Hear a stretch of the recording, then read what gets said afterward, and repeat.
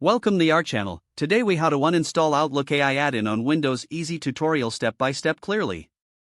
To uninstall the Outlook AI add-in on Windows, begin by opening Microsoft Outlook. Locate the File tab in the upper left corner of the window and click on it. In the sidebar that appears, select Options to open the Outlook Options menu. Look for the Add-ins section in the left sidebar of the new window. In the Add-ins menu, find the Manage drop-down at the bottom. Select COM add-ins from this drop-down. Click the Go button next to the Manage section.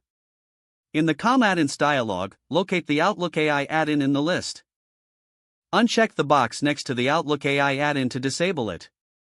Alternatively, you can select the add-in and click the Remove button to uninstall it completely.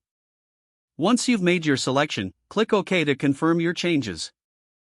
Close the Outlook Options window to return to your inbox. Restart Microsoft Outlook to ensure the changes take effect. Verify that the Outlook AI add-in is no longer present in your add-ins list.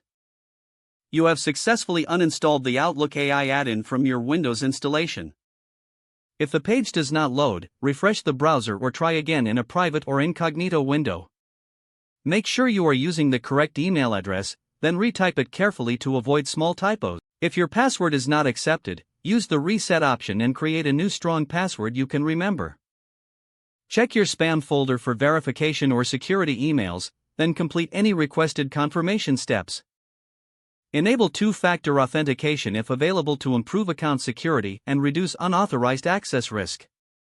After signing in, review your profile details so your contact information and settings are accurate and current.